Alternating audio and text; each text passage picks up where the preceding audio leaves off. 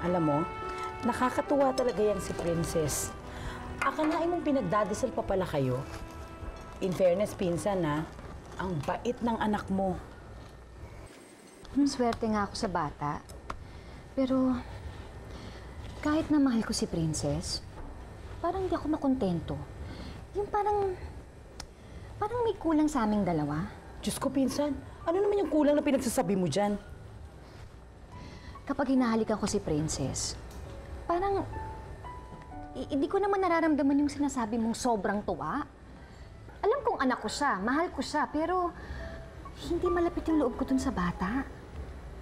Naku naman, pinsan, alam mo, kung buhay lang ang mama, naku, I'm sure pinagalitan ka na nun. Akalain mong paborito niya yung batang yan pagkatapos ganyan ka lang sa kanya. Nababahala nga ako eh, kaya ako nga sinasabi to sa'yo. Eh, ano naman ang magagawa ko kung ganitong nararamdaman ko? Mahal ko siya, pero parang hindi. Hindi ko na nga alam kung anong gagawin ko. Ewan ko ba, naguguluhan ako. Kung ano kung bakit ganito yung nararamdaman ko.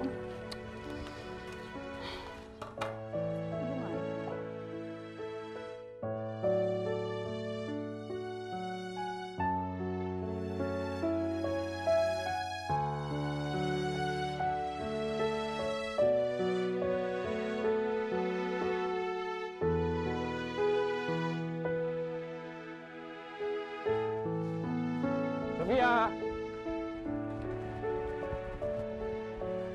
Sofia! Ronald! Tatay niyo, ba't hindi ka man lang nagsabi? Parang may sorpresa. Oh, tingnan nyo, ang saya-saya nyo ngayon. Oh. Oh, ayoko naman. Halika. Parang nanaba ka yata. Oo nga medyo. Itay, may pasalubong ka? Aba, syempre naman. Pwede ko ba naman makakalimutan yan? Sandali. Oh. Isa sa'yo. Ayan. At isa sa'yo. Wow! Ay, ang cheap. Mumurahin lang ito eh. Vanessa, binili yan ng tatay mo. Imbis na laitin mo, dapat magpasalamat ka, anak. Ha? Hayaan mo na. Huwag mo nang pagalitan. Ang ganda nga. Ito din yung kulay ng bari ng baby. Anong kulay? Oh, Charming. Nandiyan ka pala. Bakit hindi ka lumapit dito? Teka nga.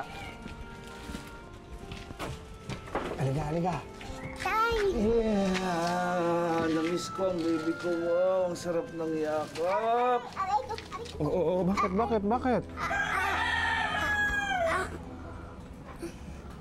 Sofia, bakit may pasa ito si Charming? Saan galing to? Charming, magsabi ka sa akin ng totoo. Saan mo nakuha yung pasang yan?